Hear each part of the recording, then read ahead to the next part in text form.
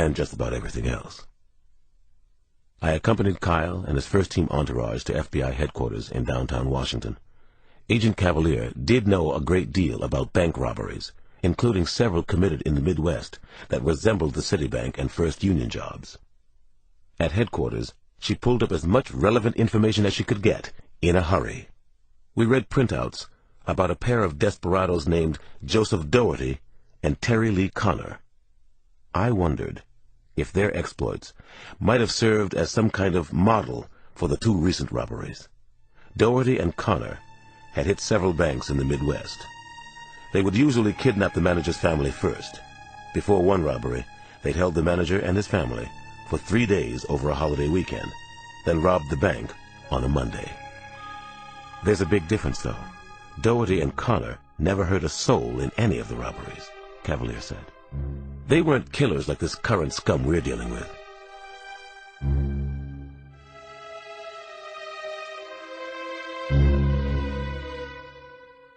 I made myself go home around 7 that night. I had a home-cooked dinner with Nana and the kids. Shallow fried chicken, cheese grits, and steamed broccoli.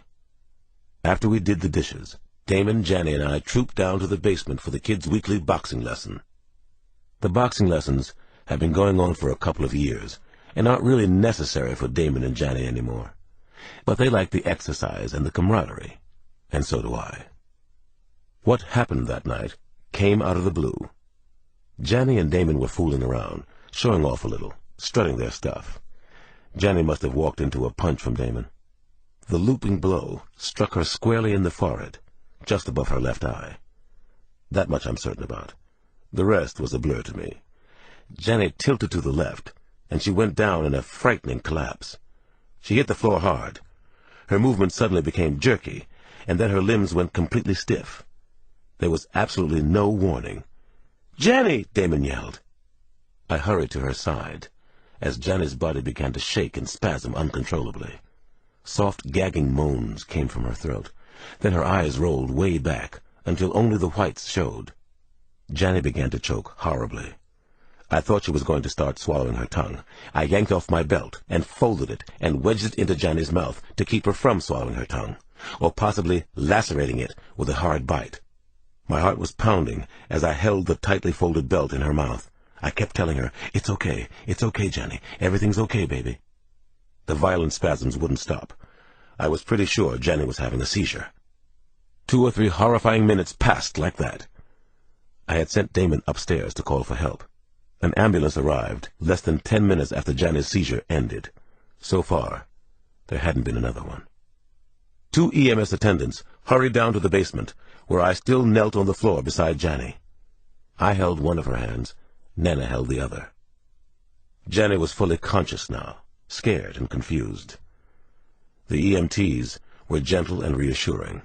They checked Janny's vital signs, temperature, pulse, and blood pressure. Then one of them inserted an IV in her arm, while the other brought out an intubation box, breathing aid. I told the EMS workers what had happened. I told them about the shadow boxing and the punch that had landed above her left eye. "It does sound like a seizure," the lead person said. "It could have been the blow she took, even if it was a light hit, the angle of attack. We should take her to St. Anthony's." I nodded agreement, then watched in horror as they strapped my little girl on a stretcher and carried her out to the waiting ambulance. At the hospital, Janny had an EEG. Then she underwent as thorough a neurological exam as they could give her at that time of the day. Just as she was finishing the exam, Janny had a second seizure.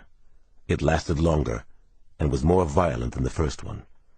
The hospital staff was right there for her, but their concern was also frightening.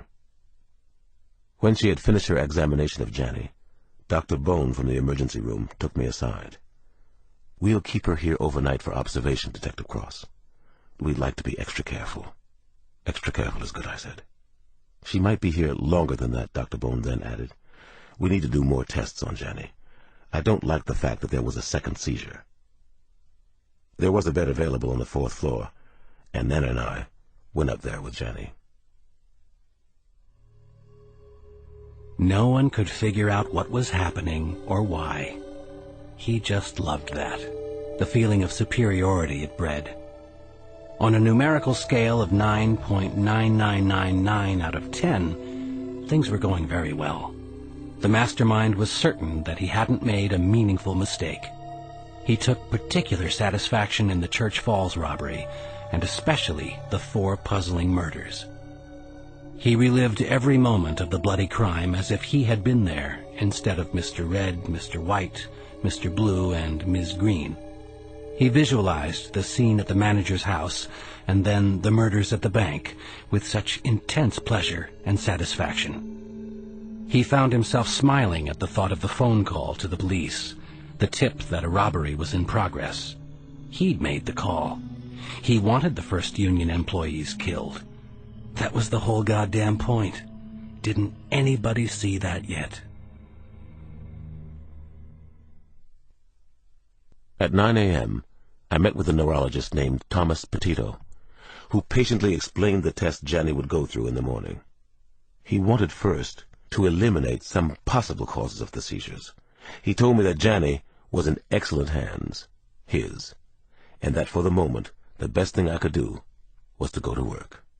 "I don't want you worrying needlessly," Petito said, "and I don't want you in my way." I drove I-95 south to Quantico that afternoon, after I had lunch with Janney. I didn't like leaving Janney at St. Anthony's, but Nana was with her, and there weren't any major tests scheduled until the following morning.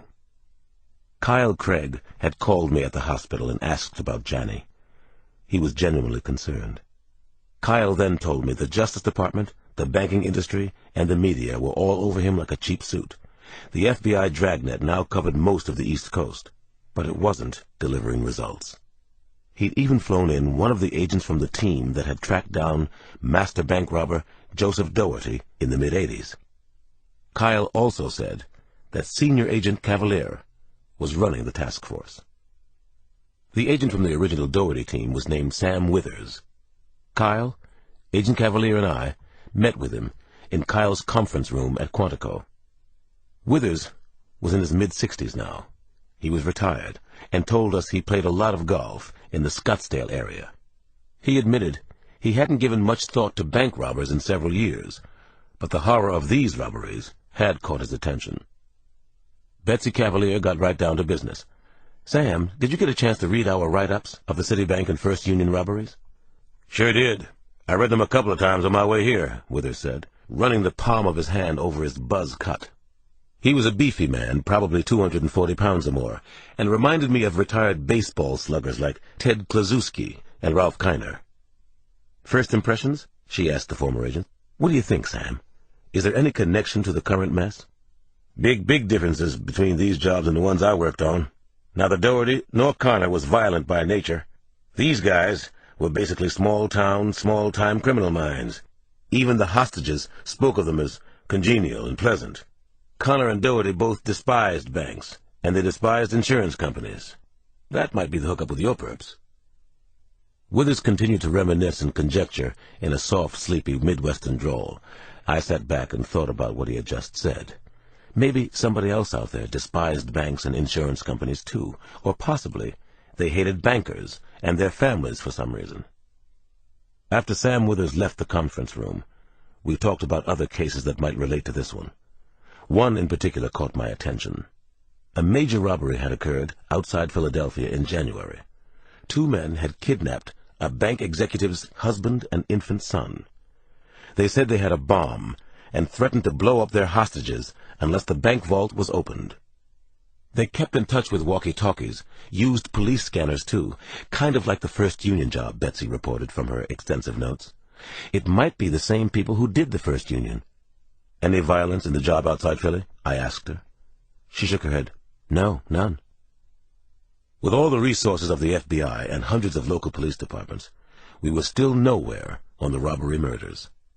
Something was very wrong with this picture. We still weren't thinking like the killers. I got back to St. Anthony's around 4:30 in the afternoon. Janney wasn't in her room. Nana and Damon were sitting and reading. Nana said she had been taken for tests ordered by the neurologist, Dr. Petito. Janney returned at 4:45.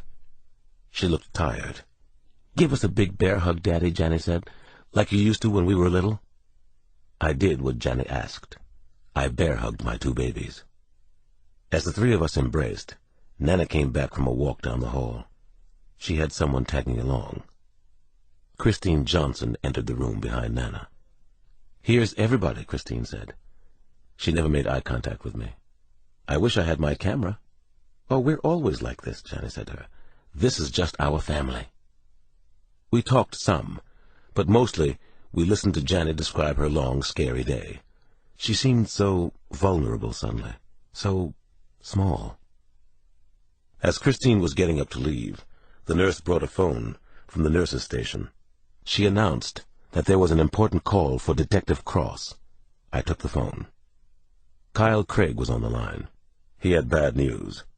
"I'm on my way to the 1st Virginia branch in Roslyn. They hit another bank, Alex." Nana shot poisoned darts at me with her eyes. Christine wouldn't look at me.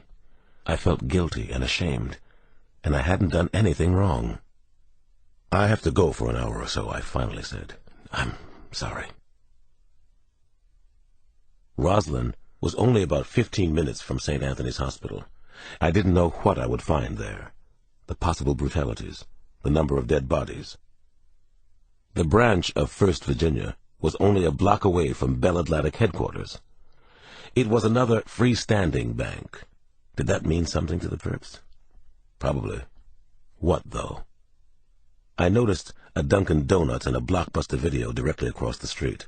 People were going in and out. The suburban neighborhood was busy and operating as if nothing had happened. I spotted 4 dark sedans sitting together in the bank parking lot. I suspected they were FBI cars and pulled in beside them. There were no police cars on the scene yet. Kyle had called me, but he hadn't called in the Roslyn police. Not a good sign. I showed my detective's badge to a tall, lanky agent posted at the door, and opened the door. I saw Kyle and Betsy Cavalier cross the lobby. They were talking to a silver-haired man who looked like he might be the bank's manager, or possibly the assistant manager. It didn't look as if anyone had been hurt. Kyle saw me and immediately walked my way. Agent Cavalier stayed close at his side. Kyle said, "No one's hurt here. They took the money and got away clean, though. We're going to the manager's house. His wife and daughter were held hostage, Alex. The phones at the house are dead. Call the Roslyn police, Kyle. They'll have squad cars there." "We're 3 minutes away. Let's go," Kyle barked. He and Agent Cavalier were already headed toward the door. The message from Kyle was loud and clear.